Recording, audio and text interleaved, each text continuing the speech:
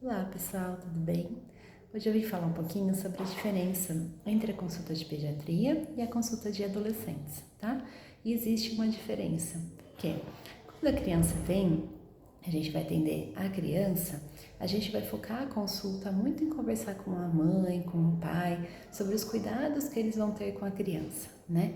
Eu gosto muito de trabalhar com a criança também, então eu converso muito com as crianças, eu brinco muito com eles, eu pergunto para eles o que eles estão sentindo, mas o foco da consulta, para quem a gente vai dar as orientações, com quem a gente vai conversar, são os pais, tá? Então, até os 10, 12 anos, dependendo aí de cada família, a gente acaba focando muito a consulta na conversa com os pais. E isso vai acabar tendo que ser mudado quando a gente vai para a adolescência, tá? Na medicina da adolescência, ou na pediatria, né, como alguns conhecem, a gente muda esse foco cada vez mais para o adolescente. E qual a ideia da gente mudar esse foco? É que a gente dê ao adolescente essa oportunidade, essa autonomia do autocuidado, tá? Então, como é que funciona a consulta do adolescente? Diferente da consulta da criança, em que os pais ficam com a criança o tempo todo no consultório, na consulta do adolescente a gente vai fazer sempre em pelo menos 3 tempos, tá?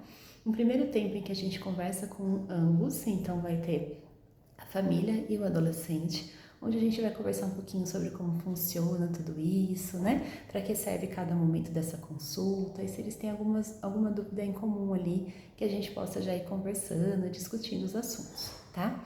No segundo momento, a gente pode fazer com apenas a família ou família e adolescente, tá? Eu costumo deixar isso muito livre, de acordo com, de novo, o que o adolescente pensa, tá bom? E de acordo com cada situação. Tem momentos em que a gente vai precisar ficar só com a família, tem momentos que a gente fica com os dois, tá?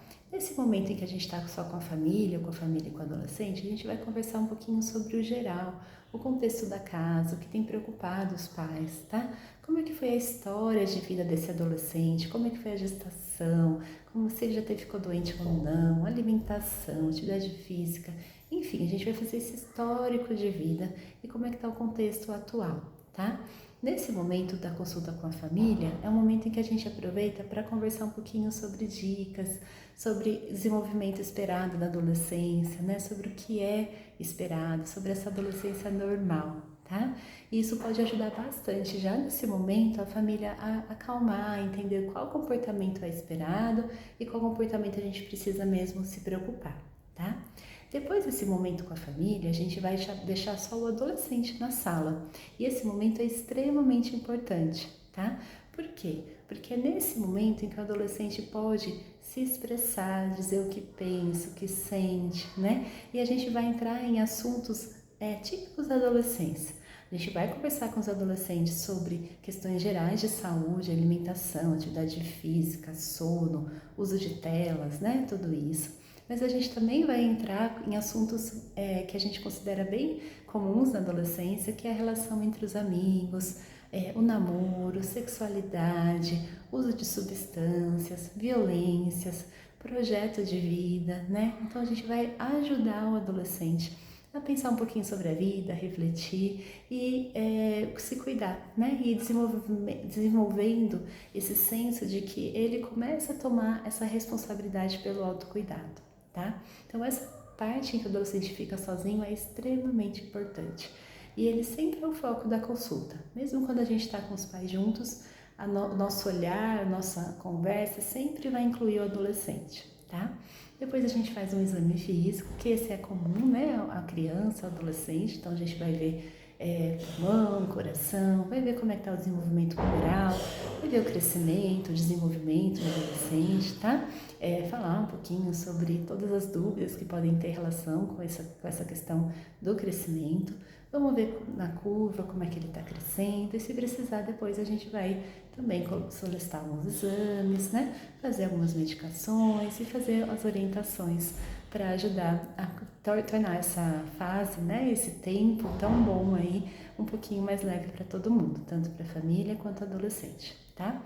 Em algumas consultas a gente termina nesse tempo com o adolescente, então eu já consigo dar algumas orientações para o próprio adolescente de acordo com a maturidade que ele me mostra, tá? Então é claro que se eu estou atendendo um adolescente de 10 anos que não tem uma maturidade para realmente tomar para si todos os cuidados, eu preciso chamar os pais e passar para os pais tudo que a gente está conversando. Mas às vezes eu estou atendendo um adolescente de 16 anos que já sabe como se cuidar, que já sabe se virar sozinho, né? Que consegue entender todos os porquês e os motivos das condutas. Então a gente consegue fazer essa orientação direto para o adolescente, tá? A gente sempre vai fazer essas orientações, tomar essas condutas, conversando com os adolescentes. Isso é extremamente importante. Não adianta eu impor, né? Eu dar uma receita, eu falar para os pais, faça isso, faça aquilo, se o adolescente não está entendendo o que está acontecendo na vida dele. Então essa é outra diferença importante. Na criança a gente conversa com os pais e a gente orienta o que vai fazer. E os pais vão lá e conseguem fazer com a criança, ou não, né? Agora para o adolescente, não. A gente precisa que ele participe realmente do cuidado e que ele se torne participante, inclusive, das decisões que a gente vai fazer sobre o cuidado com ele, tá? Então, essas são as principais diferenças que a gente tem entre a consulta da criança e a consulta do adolescente, tá bom?